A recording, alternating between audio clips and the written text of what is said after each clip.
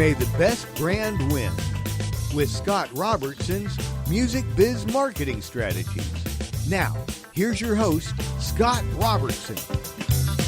Hey, happy Friday, everybody. You are tuned to May the Best Brand Win on Entertalk Media, the undisputed leader in music biz talk. And I am Scott, your host, and a man who plays bass with a pick, even when it's a ballad. Doesn't even matter. You always need to be there with good tone. I don't care. It's hardcore. I'm committed to playing with a pick. Actually, that's not true at all. I play. It sort of depends on the song, right? I saw there's quite a lot of animosity in the music community against bass players that play with the pick, but it sort of depends on the tone that you need. Honestly, it's a good way to say it there. But Paul B, who normally would come in and comment, he's still in custody or under heavy quarantine. Something about not wearing the right mask in public. Halloween mask that's not the right mask to wear. So, that's what's happening. But so it's just me. You just got me today, Paul. But someday in the galaxy far, far away, Paul will return to the show, and we're looking forward to that, of course. So, who am I? What do I do? How do you reach me? Why should you care? That sort of thing. So I'm a public relations and marketing consultant. I run a public relations firm in Orange County, California called Robertson Communications. The best way to reach me is shoot me an email to scott@robertsoncom, 2M's like communications.com, or you can find me on Twitter @robertsoncom, 2M's like communication. Also on Facebook, facebook.com/robertsoncom. The website is, as will come as no surprise to anyone that's following along at home, is robertsoncom.com with 2M's like communications. Reach out to me. I always love to hear from people about what they like about the show, whether they kind of agree, disagree with me, that sort of thing. Because, there's not just one opinion in marketing, but I'm certainly going to give you mine, and hopefully it helps some people out there. That's why I do this show, to try to help people that may be stuck on some things. And it's cheaper than therapy, to be quite honest. So that's why I do it. Also, I'm a certified story brand guide now, which is kind of cool. And it means I can create even better brand narratives, better brand stories for folks, website wireframes, sales copy, and of course, PR is just sort of my, public relations and media relations is sort of my weapon of choice for brands that I represent out there. You guys are smart because you have tuned into a really good one. This is episode 154 of the show, which I like to call What We Know About People. Screenwriter Robert McKee once said that true character is revealed in the choices a human being makes under pressure. The greater the pressure, the deeper the revelation, and the truer the choice to the character's essential nature. Cool words there, worth looking at. 2020 has been quite a story so far, right? What have we seen? What have we seen from people? Certainly a lot of decisions being made under pressure. And so we're going to talk about that. We're talking about what we've seen and what it means, and we're going to talk about why knowing people is so doggone useful when you do this stuff called marketing. Crazy little thing called marketing. And we're going to dig into all these fascinating questions. We're still going to have time to hit who's winning and losing on the next, award-winning, fully sanitized episode of May the Best Brand Win right here. You guys tuned into a good one. So let's get into it, shall we? We learned a lot about, who is and which businesses and which people are and are not essential in the eyes of our government. Right? They call those essential workers and essential businesses. I don't think my business makes the cut, although extraordinarily powerful business, got to say. But I don't think we make the cut in terms of essential. We learned a lot about that. We've talked about that word a lot. But I started thinking about kind of what is our essential nature, all human beings. What is it that we're really after? And honestly, human beings, and this comes right from, my story brand training. Basically, human beings want two things. They want to survive and they want to thrive, right? Survival comes from our basic biological instinct, that just it's an instinct and a drive that makes us want to continue breathing, right? And human beings will fight tooth and nail, for survival at an instinctual level, at a very sort of primitive level. You've encountered that, right? You've encountered that recently. When you saw the stores were completely, stripped bare of all the food and all the toilet paper and all those kind of things. That's the survival instinct. That's what it looks like. That's what the survival instinct looks like when you look at it. And it's not our prettiest side, to be honest, as a people. It's really not. So, but we want to survive. It's definitely there. You take away everything else from a man and you threaten his survival. And you got a fight on your hands. You got a significant fight on your hands right there. So, the second thing we want is to be able to thrive, and that is once our survival is taken care of. Kind of the Maslow hierarchy of needs sort of mentality. Going up the hierarchy, we're like, well, now what do we need to do to solve our basic problems? And thrive in the world. Be successful in the world, that kind of thing. So, we're filtering thousands and thousands of messages every single minute, every single day, we're always filtering information based on how it helps us survive and thrive, right? So we get that. The other thing that the human brain wants to do, right out of StoryBrand Training 101 is the brain wants to conserve mental calories. It does not want to work too hard to have to figure things out. And if you make people work too hard to figure things out, they're going to be moving on pretty fast without you in the equation. That's why we talk about clarity so much. So people want to survive and thrive. They want to conserve mental calories, right? Everybody got that? Great. So as marketers, it's real important that we know this information. It's really, really important that you know what's really going on inside people's heads. Because then as a marketer, what is our job? Our job is to help people memorize kind of the offer that we're putting out there for our clients or, that our business is putting out there. In order to memorize it, it has to be something that is valuable to them. It has to be something that's going to resonate with them. And it has to be kind of the right thing. So it's real important as marketers that we get back to this kind of basic psychology side of things, that we kind of really think about what's going on in people's heads. I've met with marketers that, are just out there doing stuff. And then when you stop them and you ask a question and go, who's our audience? Why are we communicating this way to them? What do we know about them? That kind of thing. There are so many marketing approaches out there that just consider the audience to be a possible conversion target, a possible, just a nameless, faceless possible shopping cart that we could fill, that kind of thing. And I would encourage you, a lot of digital marketers think that way. They talk about people as conversions and all that kind of stuff. I would encourage you to think of people as people. People are, simple when you talk about the behavior that we're talking about, but infinitely complex creatures that you certainly want to be considering as you're communicating to them. And I don't think that happens quite often enough.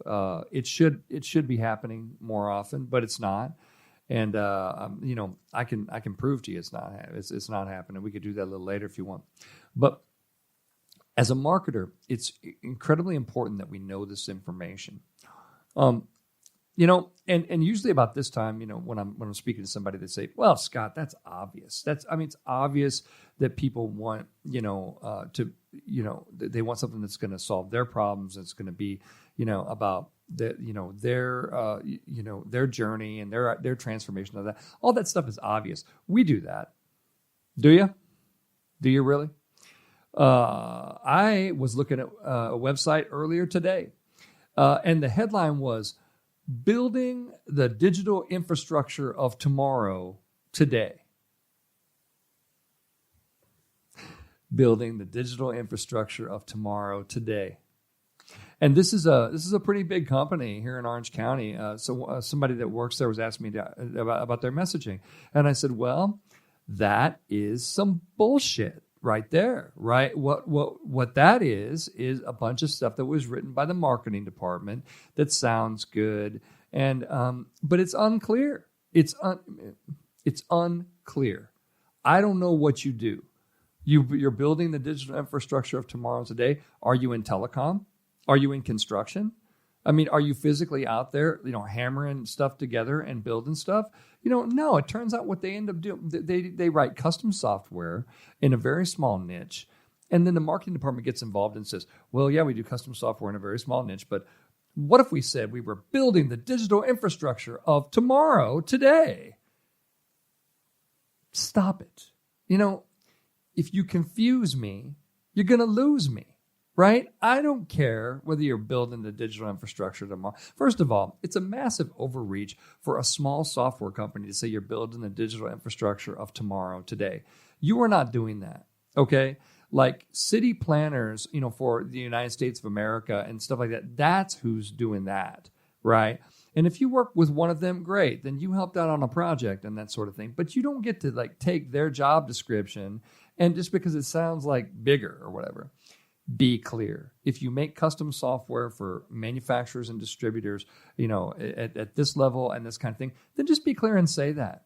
And then tell me how you solve that problem, right? If you want to be clear to me, if I'm looking for custom software developer and I hit your website and it says building the digital infrastructure of tomorrow today, I don't know what the hell that means. I don't know what you just said. I have no idea. Not only have you not solved my problem, I don't even know why I'm here. I don't even know what this is supposed to be, right? Be clear. What they should have said was, we build custom software for blank, blank, blank, for these people, for these people, and we solve these, and this is why we're better at it than everybody else. Here's boom, boom, boom, authority, right? But, when you don't do that, you run a tremendous risk of people just skating away from you, and just going, well, I don't know what the hell that is, so I'm going to move on to this next website that says they build custom software because, crazy as it sounds, I'm actually in the market for some custom software, and that's really what I was looking for. I wasn't looking for the digital infrastructure of tomorrow today. Not only, and I don't even know what the hell that even means, right? It's not obvious. Here's what I'm saying to you. It is not obvious. Not enough people do this. Not enough people, you go to their websites and you don't know what they do. I have a master's degree in corporate communications. I could not tell you what that company did until they told me. That's bad. That's really, really bad. When you cannot define what your market space is, from your marketing copy, that's a fail. That's what fail looks like in marketing, okay? You can't do that. You can't take and I think marketers are to blame. Honestly, I think that sometimes marketers, especially, marketers maybe of the past, like in the 90s and the early 2000s, they just wanted everything to sound like an Apple ad. They just want everything to kind of be like that. But the bottom line is be clear. Clarity is what you want. What you want, right? I've been a marketer for a long time. I've written a lot of stuff. Nothing is better than clear. Oh, Scott, well, you can be you clever and release emotion and all that kind of things. I love that. Believe me, I love that. But you're clear first. You're clear first, right? You don't ever sacrifice clarity for clever or clarity for cuteness or any of that kind of stuff. You're clear. You're clear. You're clear first. The first thing that I end up saying to people is, are we clear? Do we actually know what we're saying? That kind of thing. And like I said, so I try to advise my clients that the importance of clarity, the importance of messaging. Sometimes people just skip right over the message. I have a friend that does like digital ads and digital marketing.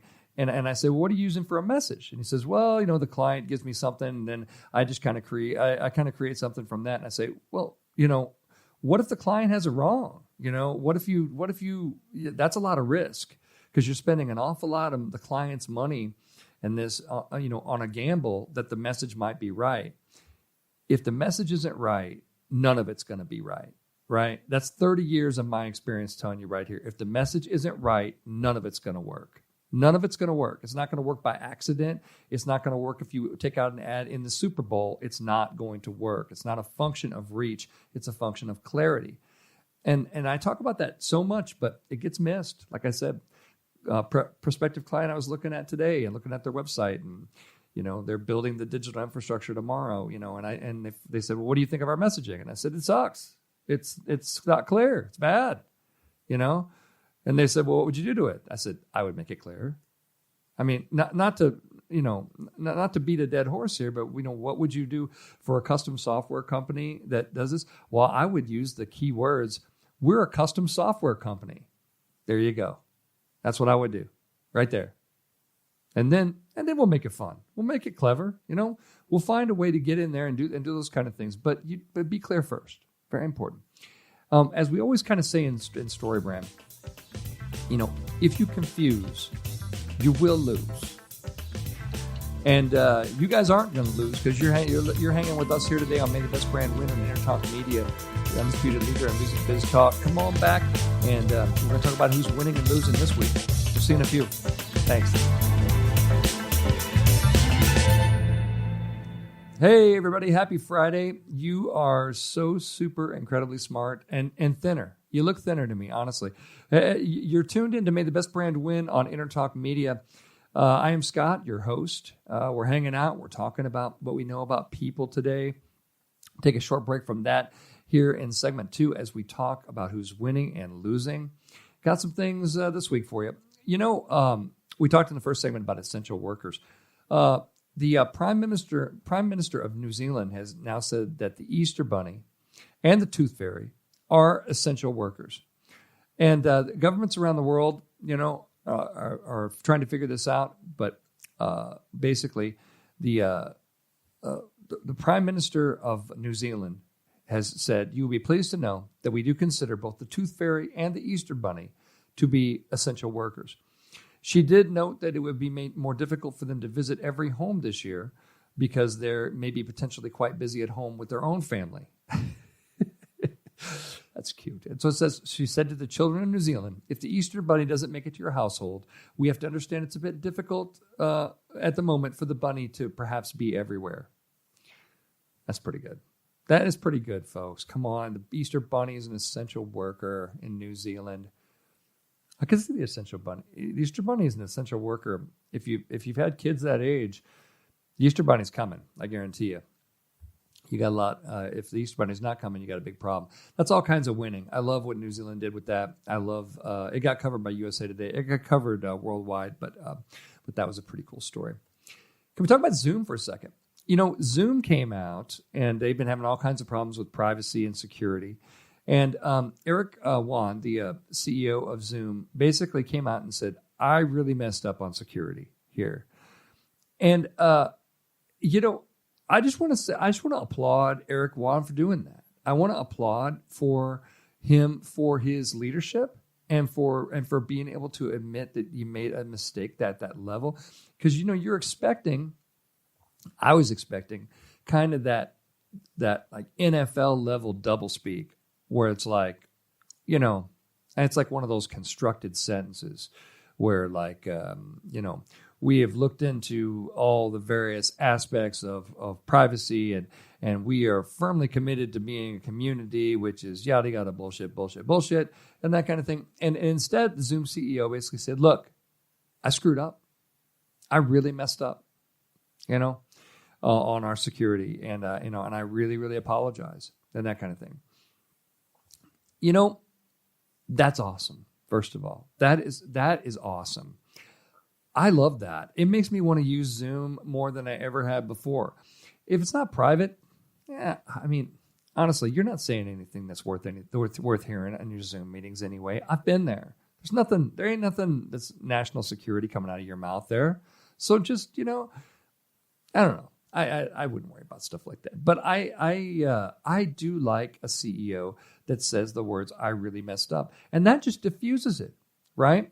If you say I really messed up, it makes people want to go, it makes people want to be on your side much, much more than if you kind of wrote like your own kind of NFL or Major League Baseball, Houston Astros kind of level, kind of BS apology, that kind of thing.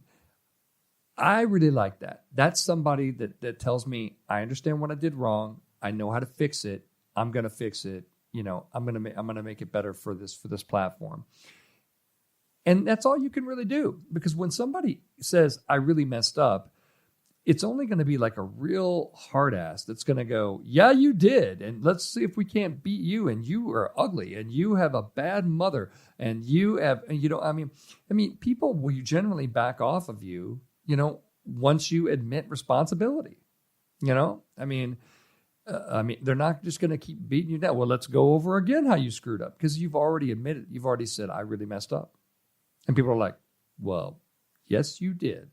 And then they back off, because what are you going to say after that? That's what I mean. So I love this approach. I think this is smart. This is exactly what he needed to say. It's very real. I love it. I love it. I love it. If you're a company that has screwed up, and lawyers will come to you and say, well, I don't know if you should admit legal liability. I don't know if you should say you really messed up because we might get sued and that kind of thing. Well, I like it. It's brave. It's brave. It's cool. And it shows me that he's going to fix the problem. These people that want to blame everybody else, that shows me that they're very, very likely to repeat the same problem over and over and over again, because they ain't learned nothing. So anyway, I say Zoom's winning. That's what I say. You know who else is winning is Steak-umm. And Steak-umm, they have a really interesting Twitter feed. So Steak-umm is just a horrific lunch meat. It's really like beef trimmings that are left over after a cow is slaughtered. It's really like the trimmings are like put into like a loaf, and then it's sliced and frozen and packaged for use for like homemade Philly cheesesteaks. But it's horrific, right? I mean, Steak-umm is a crappy, low level, awful, god awful friggin' product. But their Twitter feed is really, really good. They have really gone forward and started talking about something that is not in their wheelhouse at all. It has nothing to do with beef. It certainly has nothing to do with them. But they are talking about data. They're talking about, in times of uncertainty and misinformation, anecdotes are not data. Data is carefully measured and collected information based on a range of subject-dependent factors, including control variables, meta-analysis, and randomization. From Steak-umm's Twitter feed, right? And I love.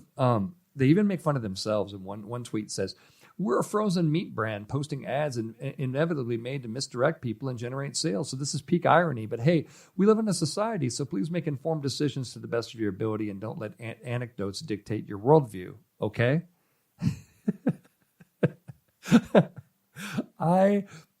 I like stuff like that. I got to say, whoever's doing, maybe they've left the wrong person in charge of the Steak-umm, like the museum, the Cowboy Museum we covered a few weeks ago.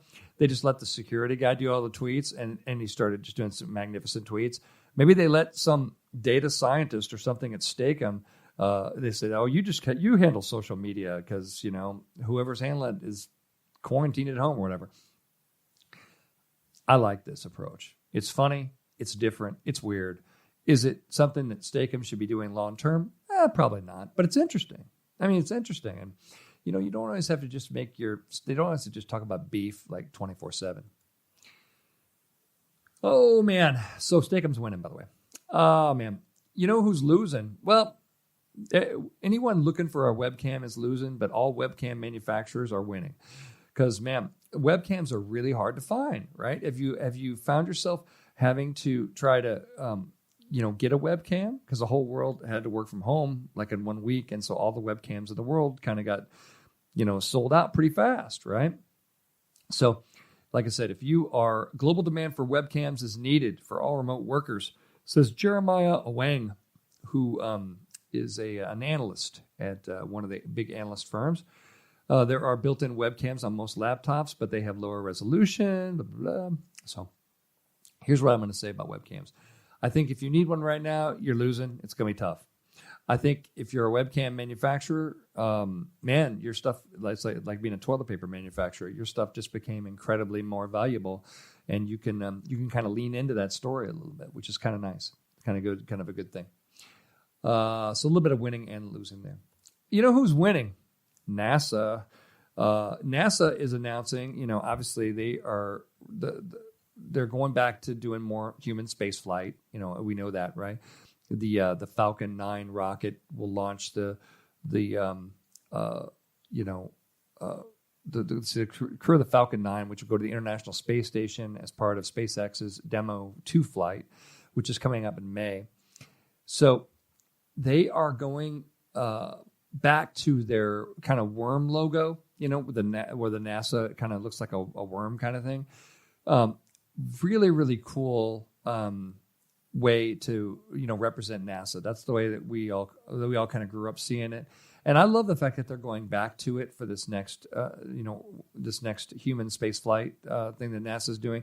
Really, they've been overshadowed for so long by SpaceX and everything, but NASA is back in the forefront and certainly winning, I think, with its return to its old worm logo. And you can check that one out in a lot of places. USA Today has a story on it, so does Gizmodo. There's lots of stories if you want to see the logo, but very, very cool.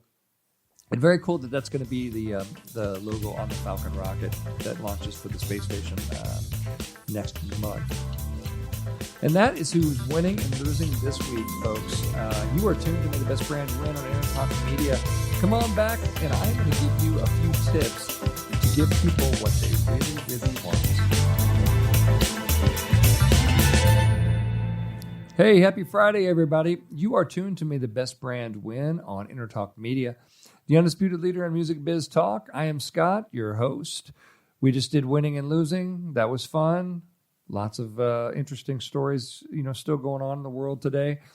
And that brings us to segment 3, where I try to give you, the viewing audience, a few tips to, help you do this marketing stuff just a little bit better. And, like I said, get you over the hump in case you're stuck or something like that. So let's give you those tips. Let's jump right in there. So tip number 1, make sure you are you are talking about solving their problem, right? And be very, very clear about that. Be very, very clear about what problem you solve. My business, I solve the problem of the fact that people waste a bunch of time and money and marketing that's bad, right? If you don't want to waste time and money on marketing that's bad, you work with me. I show you a different path. You love marketing again.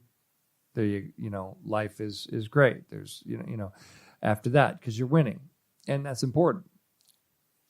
I'm real clear about what problem I solve. I don't say, I help companies win at marketing, and I'll also help you lose 15 pounds, and also I, you can hire my band to come out and play your next wedding. And also, I also do a little bit of freelance IT work, and I can fix your computer for you, that kind of thing. You know what I mean? That's confusing, right? I just solved the one problem, and that's their and that's their problem. And I keep the story loop focused on them and what they need, and that kind of thing. So I think it's really, really important in marketing that you keep going back to what problem did we solve? You know what people are interested in? They're interested in solving their problems. They wake up every morning with a fresh new list of problems, right? And it's like, and they're filtering out all the information to see what's going to solve it the best. Yet marketers seem to think that, like, let's just take a spin through Scott's inbox today. What does Scott's inbox look like today? Well, let's see. Let's take a look. It's like Mr. Rogers' Neighborhood in here. I'll give you okay. Let's see. Panda Express says, let us take care of the cooking. Just $20 for our family pack. Now, see, if my problem was I don't want to cook, Panda Express got me. So I actually like that. Big Lots says, stay safe and save 20% when you want. Okay. if safety was my concern, or, I mean, that's not as clear about what you're doing. That's honestly not as clear as what you're kind of doing. So Groupon says, can't go to a concert? Bring the show to your sofa. Bring the show to your sofa. I have no idea what that means. They're selling records, vinyl. Yeah, look at all that. It's all vinyl. And then they've got a little microphone and like lots of little musical instruments. Look at all that. And it's all Groupon. So I kind of get that. If my problem was, no, I can't go to a concert and I'm jonesing for that, then yeah, that would probably, come back to me. So let's talk about, all right, so musician's friend. And musician's friend, you send out way too many emails. Stop it. Good God. So many. But this one says, great mics for great sound. The right mic, the right sound. Find your voice with deals, 48-month financing, and rewards points. The right mic, the right sound. Well, I mean, if my problem was I was looking for the right mic on this day and that kind of thing, then yeah, you're probably solving that problem. Even though musician's friend gets it wrong more than they get it right, that's actually pretty close. Men's Warehouse, real quick. Ditch the sweats and go bold with a $99 sport coat. Got to be tough for somebody like Men's Warehouse right now, right? With so many offices closed, office wear is at the cleaners still, right? It's not, nobody's wearing that stuff right now. So it's got to be tough for them. So now they're encouraging you, if you're feeling that, ditch the sweats and go bold with a $99 sport coat that you could wear to your next virtual meeting. Anyway, McDonald's says homeschool with the Happy Meal. Look at that. That's pretty good, right? I mean, today's subject, Happy Meal. Reward your homeschooler with a Happy Meal enjoyed in the classroom, the living room with McDelivery on Uber Eats, DoorDash, or drive-thru pickup on mobile order and pay. Smart, solid, solving a problem, clear, really clear.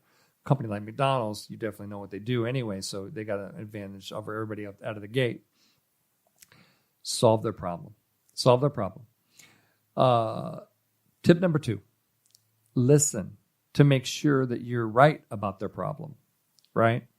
I mean, sometimes it's an educated guess. Sometimes we believe that this is the problem that people are having. But, nothing beats listening in communications. And in this case, I would recommend like social media listening. So make sure you're listening to your audience, not in a creepy way. I mean, you just see what they're posting, right? What are they posting, and then where are the trends, and that kind of thing. Put that together. But listening is really, really important. And again, if they're talking to you on your site, that's a customer service issue. That's a brand issue. You absolutely want to make sure you're handling that the right way. You definitely want to make sure you're listening to people on your own site, in your feeds, in your instant message things, on your chat bots, on your things. Really, really make sure that you're listening there. Really, really important. And then that's how you can also validate and say, well, this is the problem that we're solving for people, and we know that this is the problem that they're having, and we know that we're right about it, and yada, yada. Really important. Tip number 3, and this may also sound obvious, but I'm just going to throw it out there. You take everything not related to solving their problem, to their surviving and thriving that we talked about in the first segment. We take everything that's not related to them surviving and thriving, and we throw it out into the garbage in our marketing, and we don't use it. Things like, building the digital infrastructure of tomorrow, today. Put that on a T-shirt if you want to, or something. Don't use crap like that in your marketing. It's vague. It doesn't tell me what you do. Not only does it tell me not what you do, it's not my problem. How many people have the problem today of, you know what? Damn, I'll tell you what, they were out of TP, but I'd really like to build me a digital infrastructure of tomorrow, today. That sounds like something I really got to get done. I hope we can knock that crap out by 5. I mean, that sounds like a short-term goal if ever there was one. It's unclear, as I've said. So make sure you take all of that stuff, and I don't care if it is a pretty picture that it's behind or whatever. Throw that stuff in the garbage. Be clear. and then take everything that's not related to the clarity that we discussed and how important that is and throw it away. Throw it away. You have my permission, as professional marketer for 30 years. You have my permission. I'll send you a permission slip to throw all of that stuff that the marketing department created in the garbage can and focus on solving their problem. They're surviving. They're thriving. How do we talk about that more? That kind of thing. Tip number 4, show them how amazing their life could be, right? In StoryBrand, we talked about, paint a picture of life once they have used your product or service, and what does that picture look like? They're happy, they're stress-free, they've got the girl, they've won the day, they are, all those success bullets that you have in your messaging process. And I think we've discussed that before. But all of those kind of things, all those success, the stuff in your success bucket, let that out in your marketing and show them how amazing life is going to be. And then also a little bit of kind of a threat that if they don't use you, then, there could be problems. Allstate's great at that with Mayhem, the Mayhem guy, right? That's a great example, a funny example of what it looks like if you don't have the right insurance. If you don't have the right insurance, you may not be covered from mayhem like me, and then there's all kinds of, various humorous situations that, have happened. But if they actually happen to you, you'd be pissed, right? And they know that. And so they play on the kind of failure and the humorous line a bit with their messaging, but it's exceptionally well done and personified and embodied in this mayhem character. It's extraordinarily well done. So again, a little bit of a threat, but then more of a promise of how great life could be. Really, really important. And it doesn't happen a lot. Like I said, the website I'm talking about, remember building a digital infrastructure of tomorrow, today, whatever. Nowhere on there did it tell me what my life was going to be like if I used their custom software. What's my life going to be like? Oh, Scott, but you can't. That's consumer marketing. You can't do that with people. You want to bet? You know what the person that's ordering custom software right now is thinking about? If this goes south, I get fired. If this goes south, the Bob, who's headed out for me in accounting since the beginning of the year, man, he's just gonna be loving that, right? He can't. If this goes south, if this doesn't come in on time and on budget, I'm going to be embarrassed. They're going to talk about me. They're going to talk about me in a bad way. All that stuff is going through people's minds all the time. Do not delude yourself into believing that people, once they, I hate that nonsense about B2B marketing is different than B2C marketing. It isn't, okay? It's just you push on a different button, right? B2C marketing, you're a consumer, you're going to the store, you got your mask on, whatever. That kind of thing. And we're trying to market to you in the store, as a consumer. But B2B, we're trying to market you for some of the exact same things. We're trying to make sure that your problems are solved, but your problems are different. Your problems are, I got a performance review coming up. Our problems are, I got to keep this on budget, or Bob from accounting is going to kick my butt into next week. Or, I really need to win here because my last 3 projects have failed. Different. There's different ones, right? Make sure that you do that. Make sure that you do that, especially even if you're doing B2B. Really, really important that you're still talking about something that your prospect and that your audience cares about.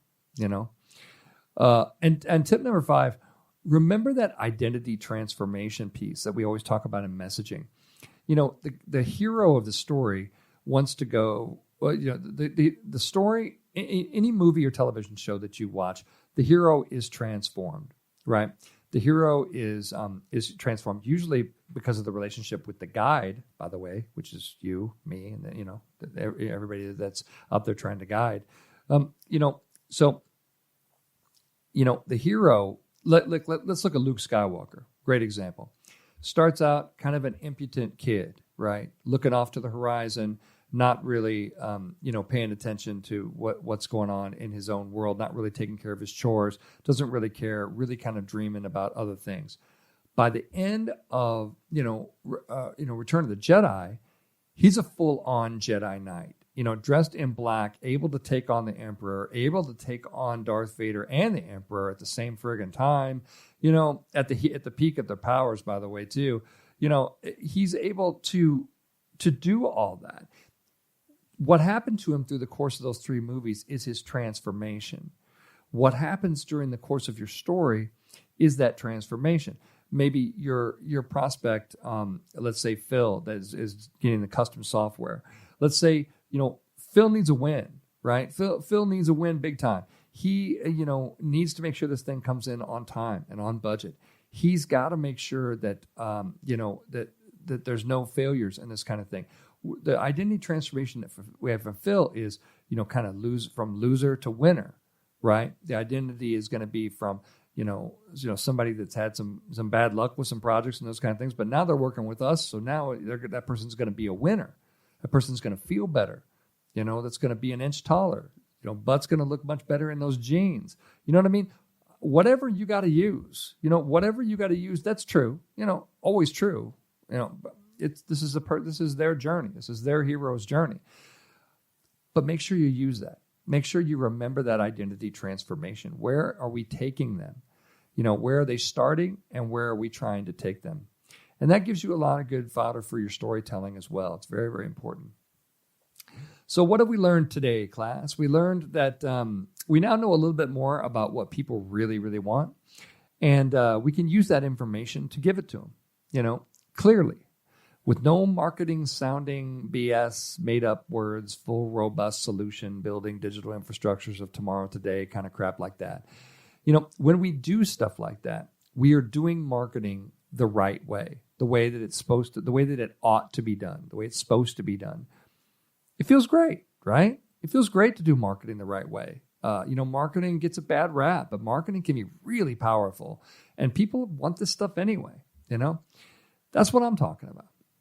Well, that's it for me, folks. I'll be back next week with a fresh show. You stay safe out there, and hopefully we'll be able to bring Paul back into the show and get it a little more interactive coming up in future weeks. But you stay safe out there, and happy Easter to everybody, and have a good one. Bye-bye.